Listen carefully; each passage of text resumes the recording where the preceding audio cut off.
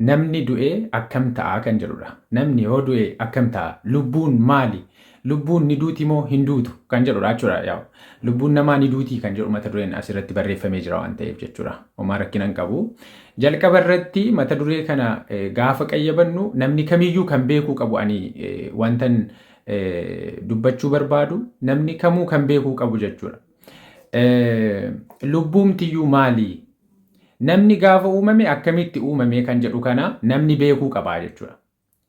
Waa'ee wanta nama keessa jiru eenyummaa namaa yeroo haasofnu namni gaafa uumame maali kan jedhu beekuun baay'ee murteessaadha. So afaan Hibruutiin nefesh kan jennu, afaan Giriikiitiin immoo sishee kan jennu tarii yoon akkaataa pronunciationii yoon dogoggore sirreessuu dandeessu hiikkaan kanaa jechuudha. Jireenya jechuudha yookiin immoo eenyummaa yookiin person jechuudha. Karaa kan biraan immoo guutummaa namaa jechuudha. Guutummaa namaa jechuudha. Malee lubbuu jechuun wanta nama keessaatii paartii qaama kan biraa qabdu jechuu miti. Sinii galee? Innaa fakkeenyaaf yeroo Maatewos boqonnaa 10:39 yeroo laaltan namni anaaf jedhee jireenya isaa kennu jedha.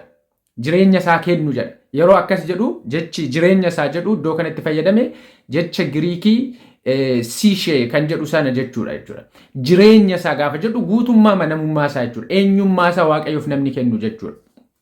Innaa fakkeenyaaf Maatewos boqonnaa 22:37 yoo ilaaltanis Waaqayyoon gooftaa kee garaa kee guutuudhaan, jireenya kee guutuudhaan, yaada kee guutuudhaan jaalladhu jedha. Kana jechuun jechi jireenya kee guutuudhaan jedhu sun sishee jecha lubbuu jecha jedhu jecha Giriikii sana kan inni fayyadame jechuudha. Kanaafuu jireenya kee guutuu gaafa jedhu, lubbuu kee guutuu gaafa jedhu nama keessa paartii lubbuu jedhamtu wayii kan qobaatti eenyummaa qabdu wayii tokkotu Waaqayyoon jaalata jechuu osoo hin taane eenyummaa kee guutuudhaan Waaqayyoon jaaladhu jechuudha jechuudha. Kanaaf amma yeroo namni du'u macaafa qulqulluu keessatti lubbuun isaa yeroo keessaa bahuuf jedhe yookiin lubbuun ishee yeroo keessaa bahuuf jedhe yeroo jedhu namni jireenya dhaabuuf yeroo jedhe du'uuf yeroo jedhe jechuudha malee qaamni lubbuu jedhamu wayii nama keessa jiru wayii yeroo inni bahuuf jedhe wayii jechuu miti. Fakkeenyaaf kan akka uumama boqonnaa 35:18 irratti yeroo laaltan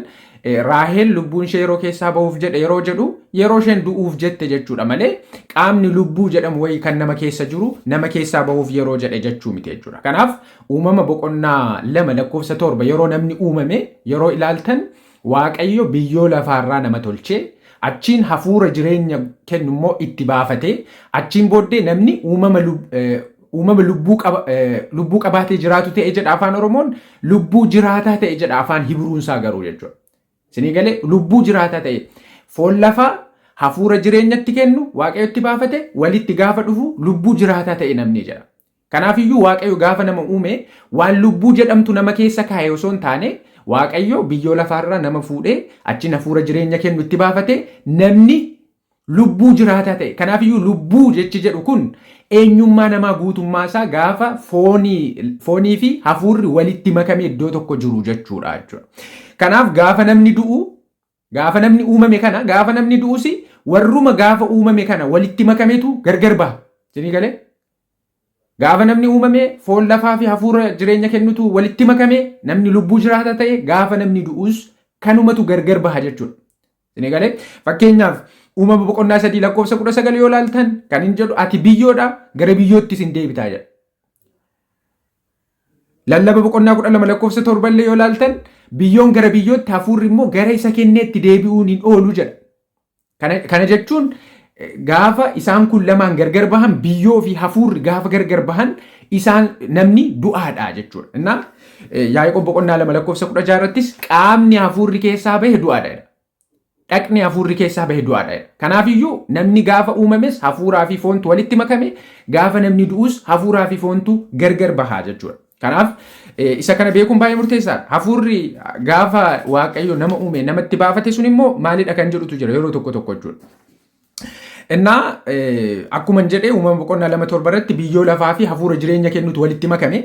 So hafuurri Waaqayyo namatti baafate sun kan qaamatti gaafa dhufe namni lubbuu jiraataa ta'e sun maalidha kan jedhu namoonni beekuun baay'ee murteessaadha jechuudha. Iyyoob boqonnaa 33 lakkoofsa 4 irratti maal jedha? Hafuurri Waaqayyoo na uumeera.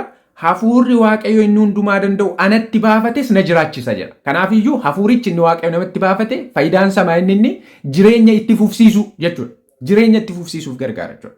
Fakkeenyaaf Iyyoob boqonnaa 32 lakkoofsa 8 irratti immoo hafuura isa nama keessa jiru, hafuura isa inni hundumaa danda'u itti baafatetu hubannaa namaaf kenna jedha. Kanaafiyyuu hafuurri Waaqayyo namatti baafate sun dandeettii yaaduu, dandeettii xiinxaluu namaa kan hoogganuudha jechuudha. Isinii galee Luqaas boqonnaa 8 lakkoofsa 55 yoo dubbistan immoo intalli isheen duutee turte hafuurri ishee itti deebi'ee jedha. Afaan Oromoo isaa irratti yommus lubbuun ishee keessa deebitee jedha. Kun sirrii miti. Ingiliffa isaa gaafa laaltan garuu and her spirit came again jedha. Kanaafiyyuu du'aa itti jireenya deebisuuf hafuura Waaqayyo itti baafate sanatu faayidaarra oolaa jechuudha. Kanaafiyyuu gaafa gooftaan keenya Yesuus gaafa du'e hafuura isaa kennee jedha. Istifaanosis gaafa du'e hafuura isaa kennee jedha. Maaliif jennaan namni gaafa du'u qaamaa fi foontu gargar bahaa jechuudha. Lubbuu wanti jedhu kan inni jiraachuu danda'u maalni ree? Gaafa foonii fi hafuurri wal keessa jiraate qofa wanti lubbuu jennu jira jechuudha. Kanaaf lubbuu jechuun walitti qabama foonii fi hafuuraati jechuudha. Isinii galee kana beekuun baay'ee murteessaa. Namni lubbuu jiraataadha ofii isaatiiyyuu malee namni qaama lubbuu jedhamtu eenyummaa adda ta'e kan qabdu ofii isaa keessaa qaba kan jedhu barumsa wangeelaa miti jechuudha. Macaafni qulqulluun kan jedhu Waaqayyo duwwaatu hin du'u jedha. Kanaafiyyuu amma akkan isiniin jedhetti lubbuun kanadha. Isinii galee macaafni qulqulluun Ximooteewos irraa boqonnaa 6 lakkoofsa 15-16 dubbistan Waaqayyo duwwaatu hin du'u jedha. Waaqayyo duwwaatu hin du'u. Kanaa Waaqayyo irraan kan hafe hundumtuu ni du'a. Kanammoo Waaqayyo seera uumamaa boqonnaa 2 lakkoofsa 17 irratti gaafa mukicha kanarraa nyaattan du'a duutu jedhe. Du'a lama. Du'a hafuuraa fi du'a qaamaati iddoo kana kan jiru jechuudha. Du'a hafuuraa, du'a qaamaa. Du'a hafuuraa jechuun namoonni otuma qaamaan jiru namni du'uu danda'a. Garuu du'a hafuuraa jechuun Waaqayyo irraa gara bahuu jechuudha. Inni kun du'a isa lammaffaatti nama oofa. Firdii bara baraaf nama qopheessa jechuudha. Isinii galee.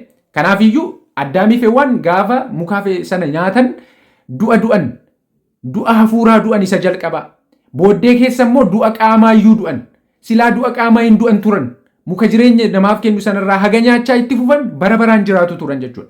Waaqayyo nama gaafa uume akka inni du'uu hin dandeenye godheetu nama uume osoo hin taane du'a maleessummaan abboommii Waaqayyo irratti hundaa'a jechuudha. Kanaaf jannata keessatti isaan du'a maleessa ta'uuf isa Waaqayyo isaan ajaje sana hojiirra oolchuun dirqama ture jechuudha. Seexanni dhufee isaan sobe hin duutan kan jedhu. Barumsa Waaqayyo isaanitti himee miti hin duutan kan jedhu. Muka sana nyaattanii hin duutan kan jedhu seexana ture kan itti dhufee jiru. Uumama boqonnaa 3 lakkoofsa 6 ilaaltan. Kanaafiyyuu jannata isa duraa keessatti kan isaan gochuu qaban du'a maleessa ta'uuf ajaja Waaqayyo eeguu qabu turani. Muka jireenya namaaf kennu sanarraati nyaachuu itti fufuu qabu turan jechuudha. Kanaaf Waaqayyo gaafa jannata keessaa nama baase muka jireenya namaaf kennu sana namni akka hin nyaanne dhorke jechuudha. Hafuurri koos isaan keessa jiraachuu hin qabu. Namni yeroo dheeraa jiraachuu hin qabu. Uumama boqonnaa 6 lakkoofsa 3. Namni yeroo dheeraa jiraachuu hin qabu jedhee Waaqayyo daangaa itti godhe umurii namaatti jechuudha. Kana booddee carraan namni du'a maleessummaan isaa jannata sanaa booddees jechuudha. Kennaadhaan isinii galee du'a maleessummaan kan inni argamu du'aa ka'uu booddeedha. Du'aa ka'uu booddeedha. Kana yaada koo kutaa lammaffaatti itti deebi'een sirriitti nan bilcheessuu barbaada. Du'a maleessummaan kennaa Waaqayyooti. Roomee boqonnaa 6 lakkoofsa 23. Beenyaan nama cubbuu hojjetu du'a kennaa Waaqayyoo karaa Kiristoos tola nuuf kenne garuu jireenya bara baraa ta'edha. Du'a maleessummaan kennaadha jechuudha. Namni akka hin duune ta'etu uumame osoo hin taane du'a maleessa ta'uuf Kiristoositti amanuu qaba. Inni kun waan bu'uuradha jechuudha. Eebbifamaa.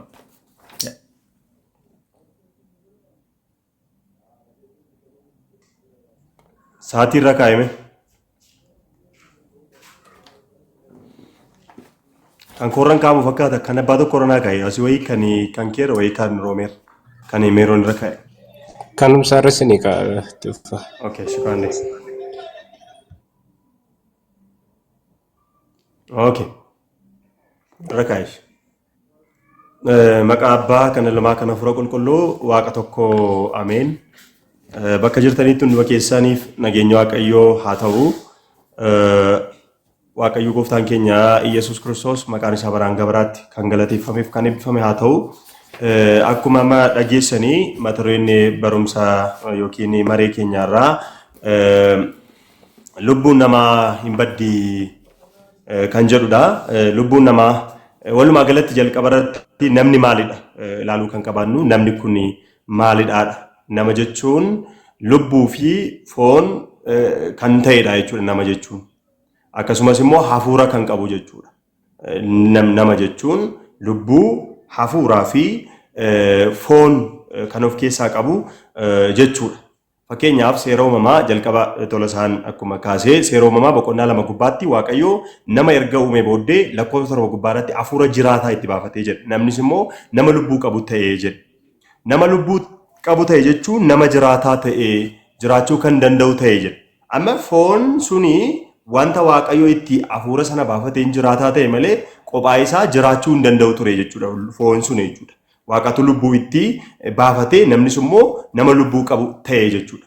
Nama socho'u ta'uu danda'e jechuudha. Egaa lubbuun namaa kun inni Waaqayyo itti baafate kun akka namni socho'u taasise kuni waa'ee kana gaafa dubbatu Phaawulos tokkoffaa Qorontos boqonnaa 5 lakkoofsa gubbaarratti godoo keenya jedhetu dubbata. Kana jechuun ድንኳን የሚሆን ምድራዊ መኖሪያችን inni lafaa kun yoo diigame jedha. Namummaan keenya inni godoon keenya inni nuti keessa jiraannu namummaan kun yoo diigame በሰማይ ያለ በእጅ ያልተሰራ ዘላለም ቤት የሚሆን ከእግዚአብሔር የተሰራ ህንጻ እንዳለ እናውቃለን። ነሙማ ኬኛ ከናን ማይዳ ጎዶ ሄዳ ይችላል ጎዶ ኬስ ጅራኑ አይቹ ጎዶ ኬሰሞ ወኒ ጅራት ወይ ጅራ ይቹ ወኒ ጅራቱ ሱንሞ ከን ነማ ከነ ጅራታ ታይሱ ጅራታ ከነ ነማ ታይሱ ፎን ነማ ከነ ጅገን ጅራቺሱ ልቡ ነማት ይጀቹ ኤጋ ልቡን ኩን ኤሳቲ ዱፍቴ ኤሳ ዱፍቴ ሆናን ጀተኒ ኪታባ ለለባ ቦቆና sadii lakkoofsa 21 gubbaarratti waa'ee lubbuu kana jechuudhaan Solomoon dursee dubbata kitaaba lallabaa Makbib ማለት ነው boqonnaa sadii lakkoofsa 21 gubbaarratti maal jedha የሰው ልጆች ነፍስ lubbuun namoota gara samii irraa laala lubbuun namoota gara samiidhaa akka dhufe ከእግዚአብሔር አማ lubbuun namaa ku waaqarraa dhufe jechuudha lubbuun horii immoo jedha laala የእንስሳ ነፍስ ወደ ታች lubbuun bineensaa immoo gara lafaatti akka bu'u እንደሚወርድ ማን ያውቃለን ያ ምድል ፋንታው ነውና ሰው በሰራው ደስ ከሚለው በቀር ሌላ መልካም ነገር እንደሌለ አየው ጀደቱ ልቡ ዋቀዩ ነሞታ ገረ ዋቀዩ ተከልበው ዱበታይጆ ከነ ቆፈሚት አከሱመስ ኪታበል ለባከነ በቆና ቆለ ለመጉባረቲ እረዴቤ ማልጀዳ ለኮብተሮ ጉባረቲ አፈር ወደ ነበረበት ወደ አፈር ጀቹም ብዮዳ አይችሉ ብዮቲ ጭቴ ብዮቲ deebita jedhee akkuma dubbate biyyoon kuni gara biyyootti akka dhufe gara biyyootti akka deebi'u biyyoorraa akka dhufe biyyootti akka deebi'u ሳይመለስ ላላ ገረ ሰነቱ እንደቢ ነፍስህን ልቡን ከሰ ወደ ፈጣሪ ወደ ሰጠው ገረ ይሰከኔ ገረ ዋቀዮቱ እንደቢነ ወደ እግዚአብሔር ሳይመለስ ፈጣሪን አስብ ዋቀዮ ከከና ልቡን ከፎን ከኩንቱ ገርገርም በይነ ዋቀዮ ከማልጎዲ ያደዱ ጀደቱ ልቡን ነማ ገረ ዋቀዮ ተከደቢው ገረ ዋቀዮ ይሰከኔ ተከደቢው ዱበታ ይጁ inni kun immoo fakkeenyaa fi yonna Isxifaanos dhagaadhaan rukutamee du'u hojii duuka buutotaa boqonnaa 7 deemnee yonna dubbisnee waa'ee lubbuutii akkana jedheetu waa'ee lubbuu isaa Isxifaanos dubbata lakkoofsa 59 gubbaarratti jechuudha. Yaa gooftaa koo lubbuu koo anarkaa fudhadhu jedhe. Lubbuu koo anarkaa fudhadhu jedheetu Isxifaanos lubbuu isaa waaqatti kenneera. Akkuma kana Kiristoos wangeela Yohaannis gubbaatti yoo dubbisne gooftaan keenya Yesuus Kiristoos lubbuu isaa abbaa lubbuu koo sittan kennadha jedhee dubbatee jira jechuudha. Lubbuun Kiristoos akkuma keenya lubbuu namaa waan qoddatee fi lubbuu namaa waan uffatee fudhatee fi Kiristoos lubbuu koo sittan kennadha jedhee akkuma dubbate Isxifaanosis immoo yaa Waaqayyoo gaafa foon isaarraatiif lubbuun isaa gargar ba'u gaafa ga'u lubbuu koo harka keettan kennadha jedhee harka Waaqayyoo ta'e kennatu Isxifaanos dubbatee jira jechuudha. Kana qofa miti lubbuuleen namoota kana kan Waaqayyoo irraa adda baate warri Waaqayyoodhaaf wareegamanii yookiin warri Waaqayyootti amananii akkam ta'u eessa dhaqu isaayyoo jettanii fakkeenyaaf Yohaannis mul'ata isaatiin hoggaa argu ራዕይ ዮሐንስ boqonnaa 6 lakkoofsa gubbaarratti maal jedha አምስተኛው ማህተም በተፈታ ጊዜ መለቶኒ ሸነፋን የሮይ ከመ ጉባረቲ እግዚአብሔር ቃልና ስለጠበቁት ምስክር የታረዱ ሰዎች ነፍሳት lubbuuwwan namoota ragabaatota waaqayyo sagalee waaqayyo warra ta'an iddoo aarsaa jalatti nan argee jedhe. Isaanis immoo sagalee guddaadhaan iyyanii qadduusinaa እውነተኛ ጌታ ሆይ yaa gooftaa qulqulluu fi dhugaa kan taate amma yoomiitti warra dhiiga keenya lafarratti facaasan hamma yoomiitti ati nuufi hin falmitu amma yoomiitti nuuf hin dubbatu jedhanii lubbuun namoota qalamanii foon isaanii gargar ba'anii yoggaa isaa waaqayyotti dubbatan in arginaa jechuudha. Namoonni kun lafarra jiru lubbuun isaanii immoo fuula teessoo iddoo aarsaa sanatti yaa waaqayyo gooftaa maaliif nuun falmitu jedhanii dubbatu jechuudha. Kanaafuu lubbuun namaa waaqayyo namarraa baatee kan isheen kennamte waaqayyo irraatii kennamte waaqayyos immoo namni anatti amane yoo jiraate yoo du'eyyuu jiraataa dhadhee wangeela Yohaannis boqonnaa 11:25 gubbaarratti du'aa ka'umsiif jireenya ana namni anatti amane hinduu yoo du'eyyuu immoo nan jiraachisa guyyaa dhumaattis an du'aa isa nan kaasa jedhee gooftaan keenya Yesuus Kiristoos dubbateera. Guyyaa dhumaatti du'aa nan kaasa jechuun foon namaa amma Kiristoos dhufutti bakka boqonnaa yookiin immoo tortoruudhaan tura waan ta'eef gaafa Kiristoos lammaffaa dhufu lubbuun namaa fi foon namaa walitti deebi'ee mootummaa bara baraa dhaaluudhaaf jira jechuudha. Warri Kiristoositti amananii jireenya qabaatan jechuudha. Kanaafuu lubbuun namootaa fuula waaqayyoo duratti dubbachuu ni dandeessi. Fuula waaqayyoo duraatti walitti qabamte yookiin immoo bakka waaqayyoo isaaniif kenne turtii jechuudha. Akkuma amma raajii Yohaannis boqonnaa 6 lakkoofsa 9 gubbaarratti dubbanne jechuudha. Kanaaf lubbuun namaa induutu yookiin immoo induutu jechuudha. Amma Tolasaa maal jedhee ture waaqayyo qofaatu hunduu jedhe. Eeyyee waaqayyo qofaatu hunduu. Waaqayyo bara baraan jiraataadha. Namnis immoo guyyaa uumame kaasee jiraataa ta'a jechuudha. Fakkeenyaaf Kiristoos akkuma jireenya bara bara jiraataa ta'e warri kan Kiristoos ta'anis immoo jiraataa bara baraa ta'uu jechuudha. Jiraataa bara baraa ta'uu jechuudha. Miknyaatuum wangeela Yohaannis boqonnaa 3 lakkoofsa 16 akkasumas 36 gubbaarratti namni anatti amane jireenya bara baraa qabaata jedhe. Jireenya bara baraa qabaata jechuun akka waaqayyootti baraanga baraatti jiraata jechuu miti yookiin hinduu jechuu miti. Foon isaatiin hinduu guyyaa jiraate guyyaa jalqabee kaasee amma bara baraatti jiraachuu danda'a jechuudha. Kana jechuun lubbuun namaa hin baddii yookiin immoo akka waraqata gubamtee badduu taatii yookiin immoo dhabama taatii akkuma foon namaa tortoree baddu lubbuun namaas tortortee baddi barumsa jedhu kitaabni qulqulluun hin beekuu jechuudha. Kitaabni qulqulluun maal jedhaa lubbuun namaa gara isa kennee gara waaqayyootti deebiti. Foon namaa immoo gara lafaatti deebi'a. Amma yoomiitti tura kun hanga Kiristoos lammaffaa deebi'ee turu tokkoffaa Tasalonqee boqonnaa 4 lakkoofsa 18 kaastanii yoo dubbistan lubbuun namootaa namoonni amma Kiristoos dhufutti muganii jiran yookiin immoo foon isaaniitiin boqotanii jiran isaan gaafa Kiristoos dhufu ergamaan waaqaa inni guddichi malakata gaafa afuuf namoonni kun walitti qabamanii Kiristoosiin fuuldura dhaabbachuuf akka jiran Phaawulos ergaa isaa gubbaarratti dubbatee jira jechuudha. Kana jechuun maal jechuudha? Namni foon isaatiin biyyoo keessa ni tura. Biyyoo keessaa waggaa turu hin tortora yookiin hin tura. Lubbuu isaatiin gaafa ergamaan waaqayyoo malakata afuufu maal ta'a? Nama guutuu ta'eetu deebi'ee murtii Kiristoos fuula Kiristoos dura dhaabbachuudhaaf jira jechuudha. Kun immoo kitaaba qulqulluudha jechuudha. Sababiin isaas lubbuun namarraa waaqarraa argamte kun jiraataadha jechuudha. Miknyaatuum hafuura waaqayyooti jechuudha. Akkuma seera uumamaa boqonnaa 2 gubbaarratti dubbanne lubbuun kun hafuura waaqaatiin uumamte jechuudha.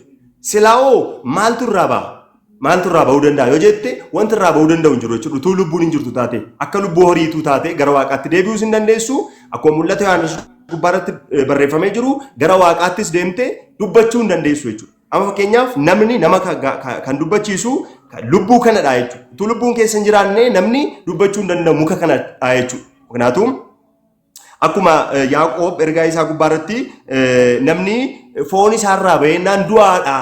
Lubbuun isaa foon isaarraa gargar ba'ennaan du'aadha jedhee hojii amantaan hojiirraa gargar ba'es immoo du'aadha jedheetu kan lamaan waliin qixxeessee dubbata jechuudha. Kanaaf du'aadha gaafa jedhu foon kun dubbachuu socho'uu hin danda'u jechuudha.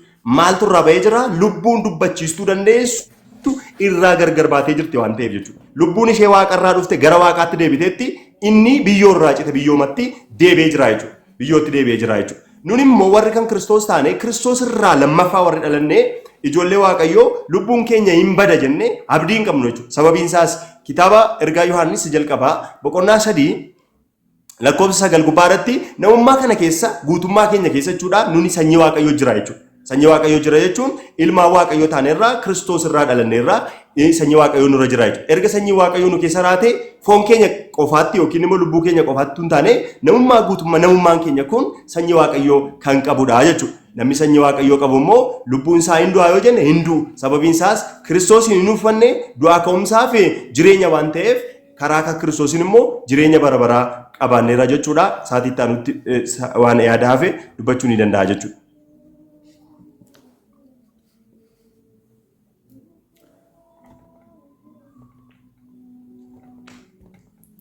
Okay, eebbifamii. Obboleessa kootiin eebbifamii jechuun jaalladha. Walii galaan assaayimentii tokko obboleessa koof kennuu barbaada. Sababni isaa wantin argee obboleessi kiyyaa qabiyyee uumama namaa waan dubbisanitti fakkaatu yookiin ammoo kitaabni inni dubbisaa jiru kuni dhimma uumama namaa irratti miskoot waan godhetu wayitu jira. Original Giriikii waan ilaalee natti hin fakkaatu jechuudha. Maaliif jennaan namni gaafa uumame biyyoo lafaa fi hafuura jireenya kennu waaqayyo itti baafatee irraa uumame. Kana lamaan jechuudha. Kana lamaan irraa uumame namni. Namni kan uumame biyyoo lafaa fi hafuura jireenya kennu irraa uumame. Achiin booddee isaan kun lamaan gaafa walitti dabalaman biyyoon inni dhoqqeen ture sun hafuurri gaafa itti dabalamu, hafuurri waaqayyo gaafa itti dabalamu lubbuu jiraataa ta'ee jira. Kanaafiyyuu namummaan kun lubbuu jiraataadha jechuudha. Nama keessatti lubbuu waan jedhamu wayii uumeen jedhu macaafni qulqulluun. Waaqayyo nama keessa lubbuu waan jedhamu wayii kaayeen jedhu macaafni qulqulluun. Lubbuu jiraataa ta'e namni jedha. Fakkeenyaaf waa'ee lubbuu jettee lallaba 3:21 lubbuun namaa gara waaqayyoo dhaqaa jettee iddoon sun Giriikiinsaa lubbuu namaatu gara waaqayyoo dhaqa hin jedhu. Ingiliffasaas dubbisuu dandeessa. Kan gara waaqayyoo dhaqu hafuura isa waaqayyo itti baafatetu gara waaqayyoo dhaqa jedha. Lallabni 12:7 lubbuu namaatu gara waaqayyoo dhaqa hin jedhu. Gaafa namni du'u foon gara biyyoon gara biyyoo hafuurri inni waaqayyo itti baafate garuu gara isa hundumaa uumee dhaqa jedha. Asirratti wanti ati naa deebistuuf itti yaaddu jechuu kooti yeroo kooti waan ta'eef gaaffii gaafachuuf miti.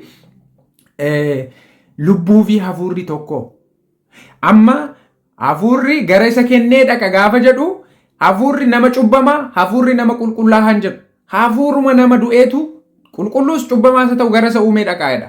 Kanaafiyyuu gaafa du'e akka keetitti namni qulqulluunis jiraataanis cubbamaa qajeelaanis cubbamaanis garuma waaqayyoo dhaqa jechuudha. Kan adda baasuun baay'ee murteessaadha. Yesuus hafuura isaa kenne malee lubbuu isaa kenne kan jedhu macaafarra hin jiru. Istifaanos hafuura isaa kenne jedha malee lubbuu isaa kenne kan jedhu macaafarra hin jiru jechuudha. Yaaqoob 2:26 dhaqni hafuurri keessaa bahe du'aadha jedha malee dhaqni lubbuun keessaa bahe du'aadha hin jedhu. Kana beekuun baay'ee murteessaadha. Ani gara mata duree isa kan kootiitti darbuu fi sila waa'ee du'a isa ammaa kana dubbachuu otoon dubbatiin darbe jechuudha. Namni qaamaan gaafa du'u hirriba keessa jira jedha macaafni qulqulluun. Namni qaamaan du'e tokko akka hirribaatti kaasa du'a isa qaamaa kana jechuudha macaafni qulqulluun. Maal jechuudha? Fakkeenyaaf Alaazaar gaafa du'e Yohaannis 11 gaafa dubbistan Yohaannis gaafa du'e hin rafee jedha Yesuus. Akkasumas Tasalonqee irraa boqonnaa 4 lakkoofsa 13 hanga 18 yoo dubbistan warri Kiristoos keessatti boqotan warri rafan jedha. Kana jechuun namni gaafa du'e yaaduu, dubbachuu, sokoksuu hin danda'u. Waan tokko hin danda'u namni du'e jechuudha. Macaafa jedha. Lallaba boqonnaa 9 lakkoofsa 5 lakkoofsa 6 lakkoofsa 10 yoo dubbistan warri jiran akka du'an beeku, warri du'an garuu waan tokko iyyuu hin beekani jedha. Indoom Faarsaa 15 lakkoofsa 17 irratti warri du'an waaqayyoon jajachuu hin danda'ani jedha. Iyyoob boqonnaa 14 lakkoofsa 12 fi lakkoofsa 21 irratti hanga bantii waaqaa darbanitti warri du'an ijoolleen isaaniitu warri lafarra jiran maal akka ta'an iyyuu hin beekanii jedha. Isin galee Faarsaa 6 lakkoofsa 5 irratti erga du'ee namni si jajatu hin jiru jedha. Iddoon lafa jalaa keessaa eenyutu si galateeffataa jedha. Nam tokko namni du'e waan tokko gochuu hin danda'u. Fakkeenyaaf mul'ata boqonnaa 6 lakkoofsa 9 fidee ture obboleessi keenya jechuudha. Mul'anni boqonnaan 6 lakkoofsi 9 lubbuuwwan iddoo aarsaa jala jiran jedhu gaaffiin obboleessi koo deebisuu hin dandeenye iddoon aarsaa kun eessa kan jedhudha. Sababni isaa mana qulqullummaa keessa iddoo aarsaa lamatu jira. Iddoo aarsaa ixaanaatu jira. Iddoo aarsaa qalmaatu jira. Mana qulqullummaa yoo ilaalle jechuudha. Iddoon aarsaa ixaanaa godoo qulqullaa keessaa isa kutaa qulqulluu keessa jira. Achitti dhiigni hin barbaachisu. Iddoo aarsaa qalmaa immoo bakkee jira. Kutaa bakkee keessa jira. Achitti immoo dhiigatu nam'aa jechuudha. Dhiigni jara kanaa iddoo aarsaa isa bakkee iddoo qalmaati kan iyyachaa jiru jechuudha. Akkuma dhiiga isa kan abeel jechuudha. Dhiiga isa kan abeel sana jechuudha. Kana jechuun isaan lafarraati gara waaqayyootti iyyata dhiyeeffachaa jiru. Kana jechuun literaalii miti. Lubbuu wayiitu faarfachaa dubbachaa jira miti. Isaayyaas 55:12 yoo dubbistan muktiyyuu hin faarfata jedha. Muktiyyuu hin faarfata jedha. Isinii galee kana jechuun muktii sagalee qaba jechuu miti. Faarsaa 96:12 irratti mukeetiin sagalee isaanii dhageessisu jedha. Kanaafiyyuu dhimma kana literaalii hiikuun sirrii miti jechuu fi just yeroon koo dhumeera booddee gaaffiif deebitiin itti deebina kana.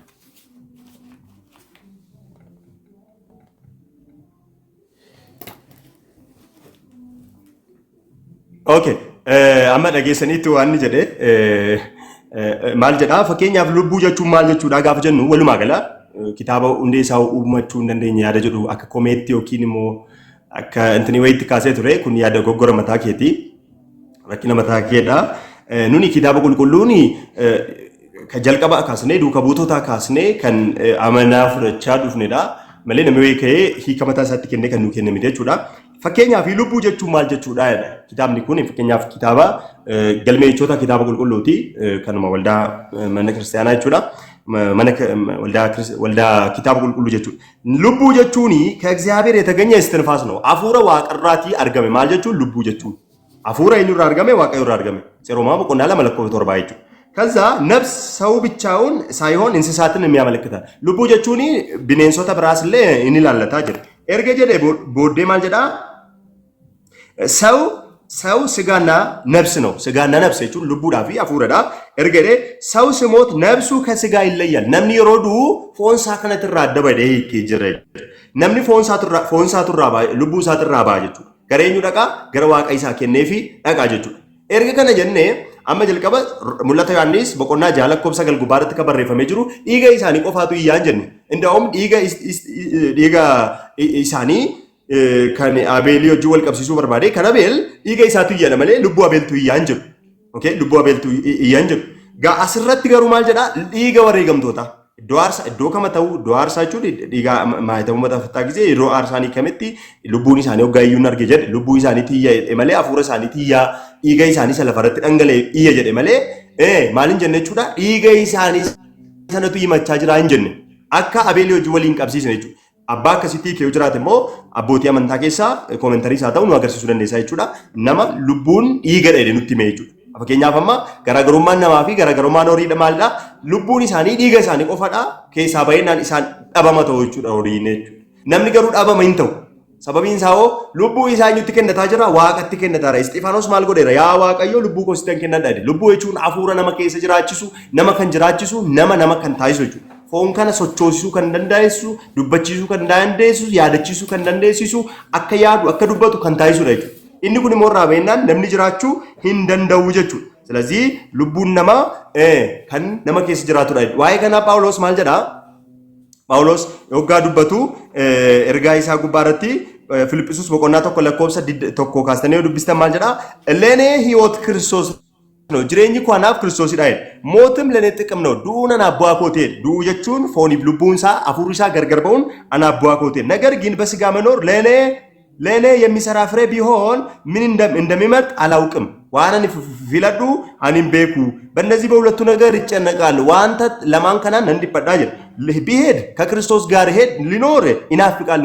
ዮን ዴሜ ክርስቶስ ወጅንጅራ ጳውሎስ ለፈከነራ ገሩ አማ ዮን ዴሜ ክርስቶስ ወጅንጅራዳ ኤርገ ጀዴ ቦዴ ነገር ግን በስጋ መኖሬ ገሩ ፎን እንጅራችሁን ኮ ለእናንተ እጅግ የሚያስፈልግ ነው። አመ ገሩ ፎን እንጅራችሁን ኮ እረ ጫላቲ አኒሰን ተጃጅለሙ ጫላቲ ሳናፈየዱ ጫላቲ ሲንፈየዳ ሰበቢንሳስ ወንጌለ ኒበርሲሳ ዋንተ ቪጀ ስለዚህ ጳውሎስ ነንዱ አጀቹን ጭሩመ ወንበደናው የቹ በርባዴቲ ከጀዱ ጋፊ ኢሮ ጋፊት ጋፈቹ ኒ ደንዳ አጀቹዳ ከናፍ ነምኒ ጋፈዱ ሉቡኒሳ ኢምበደው ሶንታኔ እዶ ዋቀዮ ሳፍከት ኒጅራታ achi yoggaa Kiristoos dhufu du'aa ka'umsaan humna tinsaa'eetiin yookiin humna du'aa ka'umsa lammaffaatiin du'aa ka'ee Kiristoos wajjin bara baraan jiraachuudhaaf akka jiru kitaabni qulqulluun bal'inaan hin dubbata jechuudha. Walumaa galatti lubbuun namaa hin duuti ka jedhu barumsa kitaaba qulqulluutu hin taane barumsa dirjitii tokko yookiin immoo amantaa tokko yookiin immoo namoota dhuunfaatiin kan barsiifamudha malee kitaaba qulqulluu irratti iddoo tokkotti lubbuun namaa dhabama taate kan jedhu hin jiru jechuudha. Yoo jiraate immoo yeroo Gaafii natti agarsiisuu ni danda'a jechuudha. Garuu amma akkuma hubanne lubbuun namaa waaqatu kenne lubbuun namaa jechuun hafuura nama jiraachisudha. Waaqayyo irraatii uumame, waaqayyo irraatii kenname, inni waaqayyo irraatii kenname kun immoo umurii ta'ee foon namaa wajjiniin jiraata. Booda immoo gargar ba'a jechuudha. Foon kanarraa gargar ba'a. Namni gara waaqayyoo deema. Achii booddee immoo foon immoo bakka boqonnaa tura jechuudha. Irra fayyadee yaada jedhu nuu kaasee jira. Namni mugaa jedheetu kaasee jira. Namni walumaa galatti irra fayyada yaada jedhu Alaazarii wajjin wal fakkeessee fiduu barbaade. Lubbuu namaa tura faayii gaafa jennu lubbuu namaatti irrafa miti. Lubbuun namaa yookiin hafuurri namaa irrafa miti. Namni rafiitiidhaan wal fakkeessee du'a kana kaa'e malee hin rafa yookiin immoo achuma tura yaada jedhu hin qabu. Isa kana gaaffii irratti gaafachuu ni danda'a jechuudha. Thank you.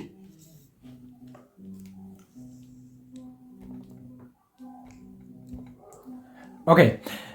Amma sa'aatii gaaffiiti.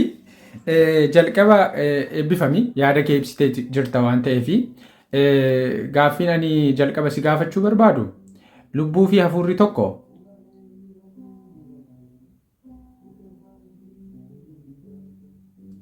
Lubbuu fi hafuurri namni lubbuu foonii fi hafuura qaba. Hafuura jechuun ittiin kan waaqayyo wajjiniin wal argisiisu jechuudha. Isa kana galmee jechoota amma sitti agarsiise maal jedhaa? Saa'u ማለት nama jechuun lubbuu fi hafuura dheetu bakka qoodee kaa'ee jira. Kanaafiyyuu lubbuu fi hafuurri garagara moo tokkore? Lubbuu fi hafuurri garaagarummaan isaanii hafuurri jechuun kan ittiin simmeetii miira kan ittiin hubachuu dandeenyudha. Lubbuun immoo jiraattuu kan taatedha jechuudha. Jiraattuu kan taate isa kana kan ittiin solve yookiin ittiin hubachuu dandeenyudha jechuudha lubbuun. Okay, ani kanan jedhu seera uumamaa boqonnaa 2 lakkoofsa 7 irratti waaqayyo hafuuratti baafate kan jedhuu fi jechi afaan Hibiruu hafuuratti baafate jedhuu fi lubbuu jiraataa ta'e jedhu jechoonni garaagaraa ruach kan jedhu hafuura achiin nefesh kan jedhu sun ammoo lubbuu kan jedhuuf fayyadame akkasiimi moo nan dogoggore?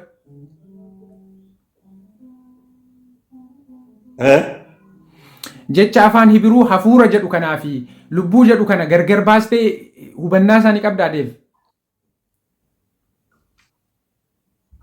Eeyyulle namni irra deebiinsi himaani namni lubbuu qabaa hafuura qabaa fooni qabaa siin jedhu. Kun hafuurri foon gargar ba'uutti hin danda'a. Hafuurrii fi lubbuun kuni kan foon kana keessatti argamanidha jechuudha. Miira jechuudha kan ittiin dubbachuu dandeenyu, kan ittiin waa hubachuu dandeenyu, kan ittiin waan tokko gargar baafachuu dandeenyu yookiin immoo kan ittiin dubbachuu dandeenyu waaqas namas kan ittiin beekuu dandeenyu lubbuu keenyaan jechuudha. Lubbuun kun dubbattuudha yaadduudha jechuudha. Ani kanan jechaa jiru garuu waa'ee isa kanaa osoo hin taane afaan Giriikiitiin jechi hafuura jedhu kunii fi jechi lubbuu jedhu gargar ta'uusaa adda baaftee beektaa'oon jedhe. Hin beeku yookiin beekanaan jedhe. Jechi maaliif? Jechi afaan Hibiruu lubbuu jedhuu fi hafuura jedhu sun garagara ta'uusaa beektamoo hin beektu? Hin beeku yoo ta'e hin beektu yoo ta'e hin beektu jedhee hin darbaa. Beekta yoo ta'e garuu. Amma na dhaggeeffadhu. Eeyyulle toli. Amma fakkeenyaaf waaqayyoo hafuuratti baafate miti hafuura jiraataa namatti. Jecha afaan Hibiruu isaa beekta. Namni ergaa hafuura jiraataatti baafate namni maal ta'e namni nama lubbuu qabu ta'e jechuudha. Namni nama lubbuu qabu ta'e yoom waaqayyoo ergatti baafate booda. Lubbuun sun kan isheen ittiin uumamte waaqayyoo gaafa nama uumu kireet gaafa godhu kana lubbuu jiraataa ta'e jechuudha namni hafuura waaqaati. Bakka waliigalaan jecha afaan Hibiruu kana adda baastee hin beektu jedheen darba. Eshi gaafa namni du'u jecha afaan Hibiruu hafuuraa fi lubbuu jedhu gargar baastee waan hin beekneef an amma kana gaaffii kana itti fufuu hin danda'u jechuudha. Maaliif jennaan deebiin arganne waan ta'eef asumaan nan dhaaba kana. Gaaffiin inni lammaffaa. Amma qoy eeyyullee amma maal si jechaa jiraani? Qoy toli. Amma jecha Hibiruu dhiise. Amma nuni jecha Hibiruutiin afaan Ibraayistiitiin mari'achaa hin jiru waan ta'eef afaan Oromootiin mari'achaa irraa. Mee afaan Oromoo irraa yookiin afaan Ingilizii haa ta'u afaan biraas haa ta'u baasiitii eeyyullee dhaggeeffadhu. Baasiitii lubbuu fi hafuurri akkasidha. Lubbuu jechuun kan badduudha jedhu kan nu agarsiise jechuudha. Isa barbaanna waan ta'eef. Okay, amma inni kun gaaffii yeroo kan keetti siin deebi'a.